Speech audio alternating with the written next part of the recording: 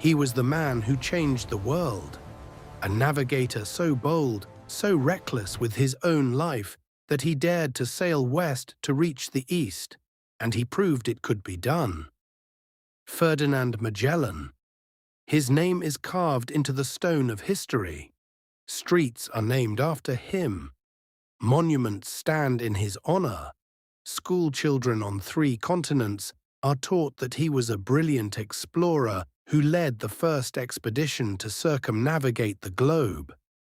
But here's what those same school children are not taught. Magellan made one of the most catastrophic military blunders in the history of exploration. He waded into a battle he had absolutely no reason to fight. He took 49 men to face more than 1,000 warriors on a beach in the Philippines. He refused help from allies who begged him to let them fight alongside him. His cannons couldn't reach the shore. His men's arrows bounced harmlessly off bamboo shields. And in the chaos that followed, he was cut down in shallow water, face down in the mud, stabbed with iron lances, and left to die while his surviving men scrambled back to their boats without him. That is what actually happened on April 27, 1521. And we know this not because of some revisionist historian, not because of some modern reinterpretation, but because a man named Antonio Pigafetta was standing right there. He watched it happen with his own eyes. He wrote it all down. He survived when nearly everyone else died. And his journal, his meticulous, devastating, sometimes heartbreaking eyewitness account, is the single most important primary source we have for the entire Magellan expedition. So why don't most people know what Pigafetta actually wrote? Why does the popular version of Magellan's death strip out the arrogance, the catastrophic decision-making, the strategic failures, and the brutal, unglamorous reality of how he died? That is what we are going to explore today. Because when you actually read Pigafetta, when you sit down with his words and follow the events as they unfolded, you discover that the story of Magellan's death is not a heroic last stand. It is a tragic case study in ego, miscalculation, and what happens when a great man convinces himself he is untouchable. Let's go back to the beginning. Not to 1521, to 1519. Before we go deeper, our goal on this video is to get 500 likes and share your thoughts in the comments. Subscribe to the channel. To understand the Battle of Mactan, you first have to understand what Magellan was doing in the Philippines and why everything seemed to be going so well right up until it suddenly wasn't. After crossing the Pacific Ocean, an ocean Magellan himself named for its seemingly peaceful waters, the fleet arrived in what is now the Philippines in March of 1521. They landed first on Mactan Island, then made contact with local rulers. Magellan was a skilled diplomat as well as a navigator, and he quickly established relationships with several of the island chiefs, called Rajas. The most important of these relationships was with Raja Humabon, the ruler of Cebu. Magellan and Humabon formed a remarkable alliance. Humabon and his queen were baptized into the Catholic faith. Many of the local population followed. Pigafetta describes celebrations, gift exchanges, elaborate ceremonies. There was genuine warmth here, genuine connection, but not everyone accepted Magellan's authority. On the island of Mactan, one leader refused, Lapu-Lapu. He rejected Spanish tribute, refused conversion, and refused to submit. Magellan decided to deal with him personally. Even when local allies offered warriors and support, Magellan refused them. He wanted to prove a small European force could crush any resistance. That decision would become fatal. The night of April 26th to 27th, 1521, 3 hours before dawn. At dawn, the Europeans finally reached the shore of Mactan. And what waited for them was far worse than Magellan expected. Pigafetta describes the sight of more than 1,050 warriors. Some accounts place the number even higher at 1,500, organized into 3 divisions, waiting for the Europeans with shields of wood and bamboo, with iron-tipped spears, with arrows, with stones. They were not a disorganized mob. They were a prepared, disciplined fighting force led by a man who had refused to submit and who had spent the previous night ready for this moment. 49 men against more than 1,000. And the cannons, the great technological equalizer, the weapon that was supposed to terrify the locals into surrender, were on the ships, which were anchored offshore, too far away to be effective. The reef that had stopped the boats from reaching shore also meant that the cannon fire simply could not reach the battle. The musketeers and crossbowmen aboard the ships fired for half an hour. The distance was so great that the shots did nothing. The warriors of Mactan had seen their shields pierced at close range. At this distance, they learned they could simply dodge or ignore the incoming fire. Without cannon support, Magellan's tactical advantage essentially vanished. And now Pigafetta describes something that reads like the beginning of a disaster in slow motion. Magellan ordered some of his men to set fire to the warriors' houses, an attempt to frighten them, to create chaos, to break their resolve. It did the opposite. The warriors of Mactan, seeing their homes burning, became enraged. Their fury overtook whatever caution they might have had. They pressed forward. They came at the Europeans with everything they had. And here is something Pigafetta noticed that most people skip entirely when they retell this story. The warriors of Mactan had learned where to aim. They had seen European armor. They knew that the metal helmets protected the head, that the breastplates protected the chest. So they aimed at the legs. They aimed low. They sent arrows and iron-tipped bamboo spears at the one part of the European body that was exposed, the calves, the ankles, the feet, already deep in water and sand. It was not random or chaotic fighting. It was adaptive. It was intelligent. These were warriors who had assessed their enemy and found the vulnerability. Magellan was hit in the leg with a poisoned arrow. He ordered a retreat. And here is one of the details that Pigafetta records that should change how everyone understands this battle. Magellan's men did not listen to him. They were panicking. They continued fighting independently, ignoring the order to pull back. The coordinated retreat that might have saved more lives dissolved into chaos. Every man for himself. Magellan was hit again. A bamboo lance struck near his face. In close quarters combat now, he lunged at the attacker and killed him. But in doing so, he left the lance lodged in his victim. He lost a weapon in the chaos of the moment. Then a large javelin, Pigafetta calls it a large javelin, was thrust into his left leg. Ferdinand Magellan fell face down into the water, and that was when everything that had been held back came crashing forward. The warriors of Mactan, seeing the Captain General fall, swarmed him. Pigafetta writes, with the grief of a man who watched it happen. On this all at once rushed upon him, with lances of iron and of bamboo, and with these javelins, so that they slew our mirror, our light, our comfort, and our true guide. Our mirror, our light, our comfort, our true guide. These are not the words of a dispassionate chronicler. These are the words of a man in mourning, who watched his leader, a man he respected beyond measure, die in shallow water, outnumbered and outmaneuvered. The battle lasted, according to Pigafetta, more than an hour. 8 of Magellan's men were killed alongside him. The survivors retreated to the boats. And then comes the detail that perhaps more than any other reveals the true significance of what had just happened.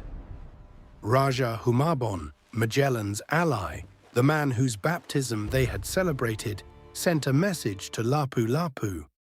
He offered as much merchandise as the warriors wished, all the goods on the Spanish ships, in exchange for the bodies of Magellan and the other fallen men. Lapu-Lapu's answer was no. Not for all the riches in the world. They would keep the Captain General's body as a memorial. Ferdinand Magellan's body was never recovered. There is no grave. There is no tomb. The man who launched the first voyage to circumnavigate the world lies somewhere in the soil of Mactan Island, reclaimed by the earth of a land he tried to conquer and failed. Now let's talk about what the history books got wrong.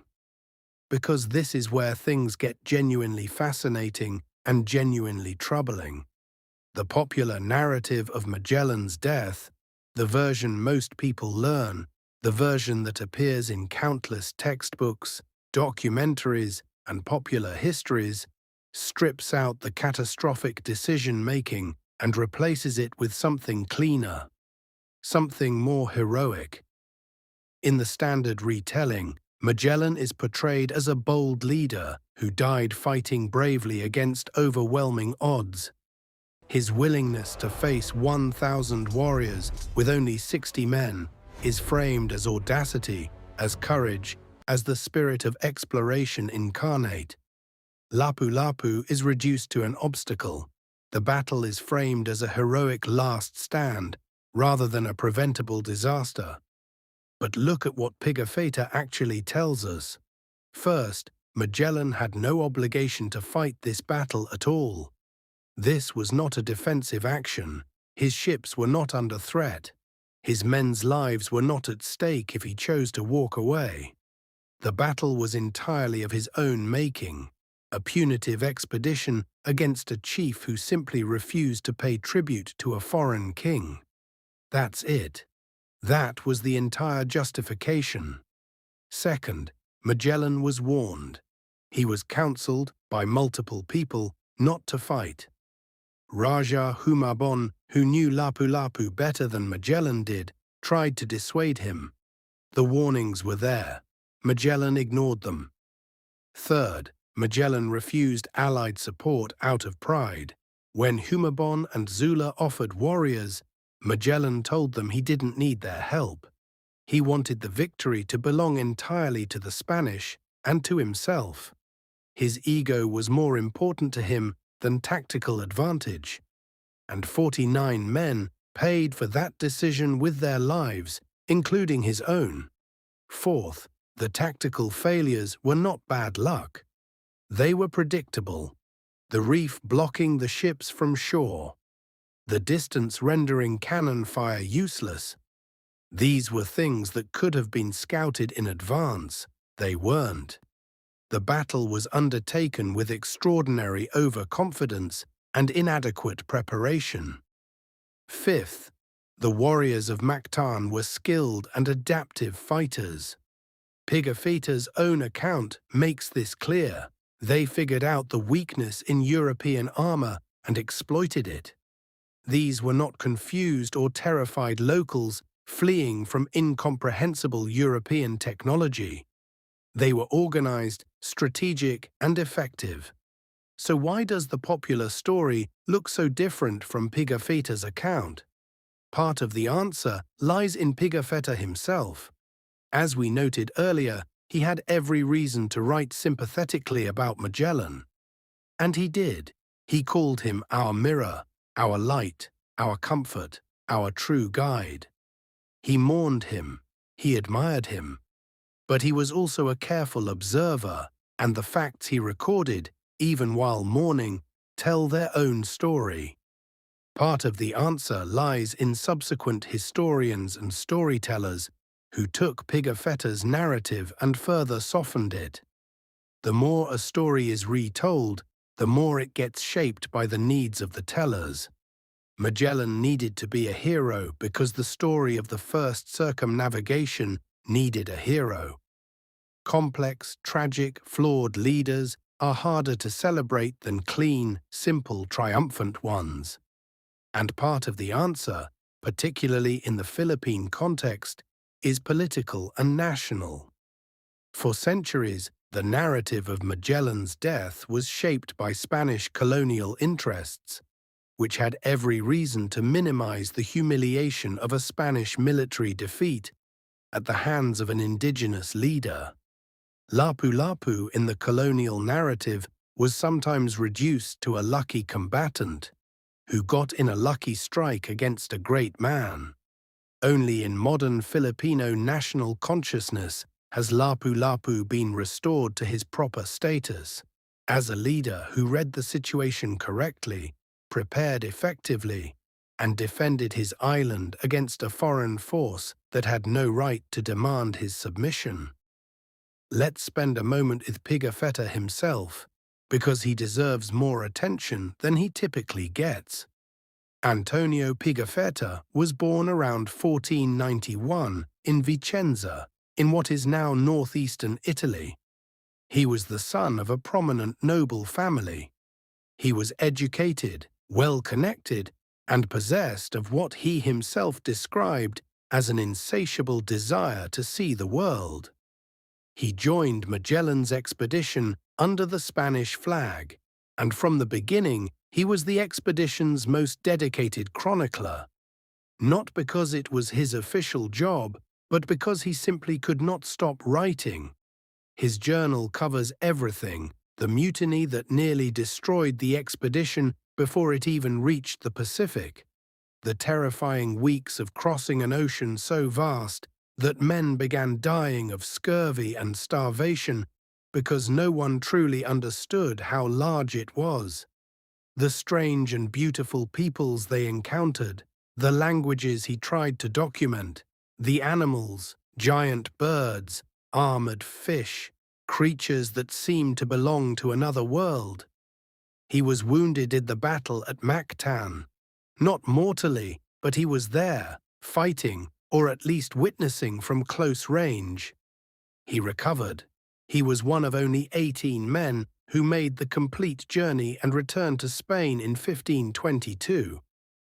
3 years after they had left, on a ship that limped back with a skeleton crew across oceans it had already crossed. And then he wrote it all down. He presented his account to European monarchs in handwritten form. He met with nobles and scholars. He shared what he had seen. He became for a time one of the most talked about men in Europe. His account was eventually published in Italian in the 1550s. It circulated in French manuscripts throughout the intervening decades. 4 manuscripts and 3 printed editions survive today. The Library of Congress holds one of the French manuscripts. Yale University holds another. These documents are among the most precious historical artifacts in existence. Historians who study the period are unanimous on one point. Pigafetta's Relazione is the single most important source we have for Magellan's voyage. As one scholar put it, it is the most detailed and only surviving account of many of the events, including the Battle of Mactan. Without Pigafetta, we would know almost nothing. The logs and records of the other officers were lost or incomplete. Pigafetta's obsessive documentation is, in many ways, the only reason we can tell this story at all. And yet the ironies pile up. The man who was most important to our knowledge of Magellan's voyage was not supposed to be there at all. He was a civilian, a supernumerary, a gentleman scholar who signed up because he was curious. While career soldiers and navigators died, or disappeared into historical obscurity. The curious Venetian with his journal survived and gave us everything. There is another layer to this story that demands attention, and it is the layer that most popular histories of Magellan's death almost entirely ignore. What about Lapu-Lapu? In Pigafetta's account, Lapu-Lapu, Lapu-Lapu, is a peripheral figure. He is mentioned, he refuses tribute, he sends a defiant message, his warriors fight, but Pigafetta gives him almost no individual attention. In his narrative, the Mactan warriors are largely a faceless force, while Magellan and his men are individualized, named, described in detail. This is a function of perspective. Pigafetta was a European writing for European readers about a European expedition. The people he knew and cared about were on his side. The people he saw as other received far less textured description.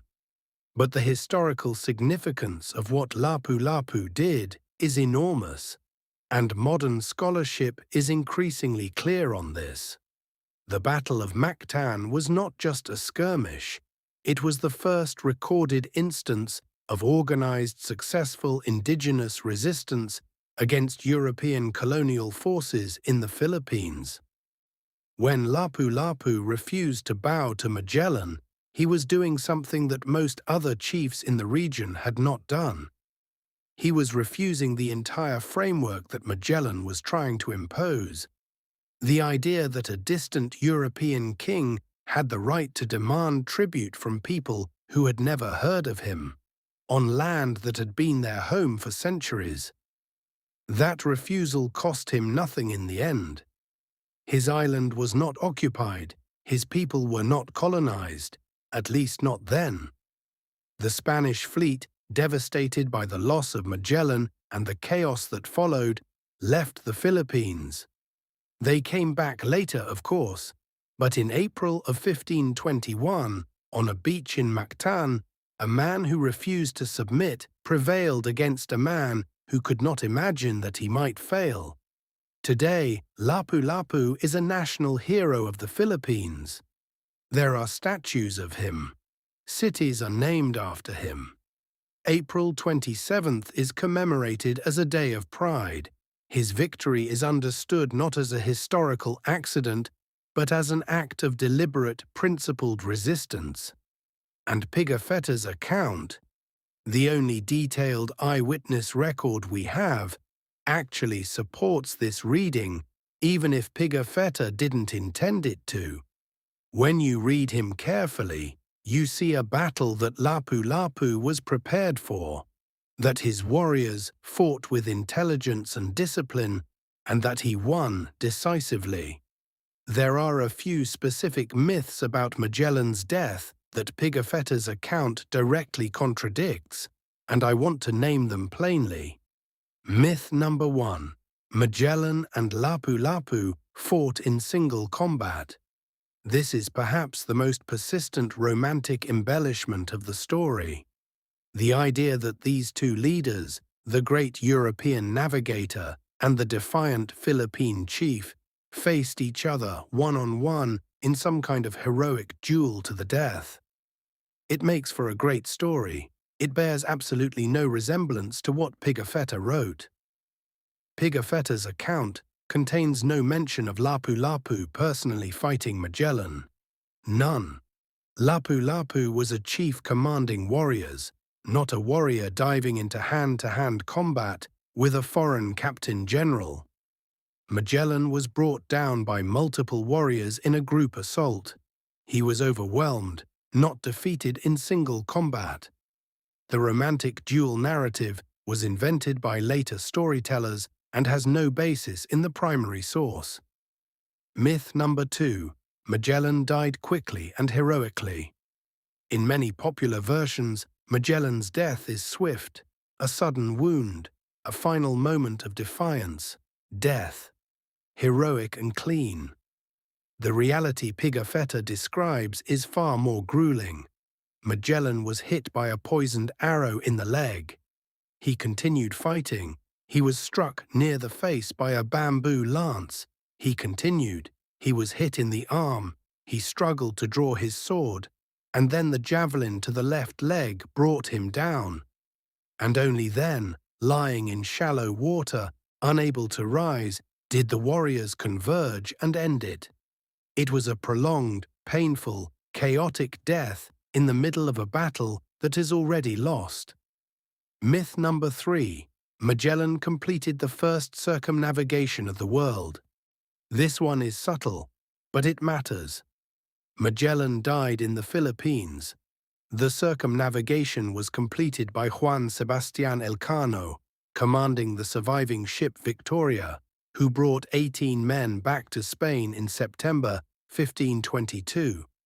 Magellan had, technically, sailed far enough east on earlier voyages that the ground he covered in the Philippines represented a point he had previously reached by going the other way. So in a personal sense, he had gone around. But he never completed the expedition itself. That achievement belongs to Elcano and his men. Antonio Pigafetta was one of those 18 men. The man who documented Magellan's voyage was also one of the people who actually finished it. Myth number 4. Magellan's death was a tragedy of fate, the most seductive myth of all. The idea that Magellan was simply a great man struck down by bad luck, by the randomness of history, by circumstances beyond his control. Pigafetta's account does not support this. It supports the opposite. Every decision that led to Magellan's death was a decision he made himself. He chose to fight. He chose to reject Allied support. He chose to send men to burn houses when he should have been retreating. He chose to keep pressing forward when the tactical situation was already hopeless. He was not killed by fate. He was killed by overconfidence. And there is a difference, and it matters. Now I want to ask a question that is less comfortable but more interesting. Why do we still want Magellan to be a hero? Even knowing all of this, even knowing the arrogance, the bad decisions, the preventable nature of his death, why does the heroic narrative persist? Why do we resist the more complicated truth? Part of it is simply how history works. Great achievements demand great men. The first circumnavigation of the globe, even if Magellan didn't technically complete it, required extraordinary vision, extraordinary courage, extraordinary will. You cannot sail into an unknown ocean of unimaginable size, cross it without reliable maps or charts, lose men to scurvy and starvation and storm, and still keep going without something remarkable inside you. Magellan had that. It is real, and it is worth honoring. But the problem with mythologizing is that it costs something. When we smooth over the failures and the flaws, we lose the lessons.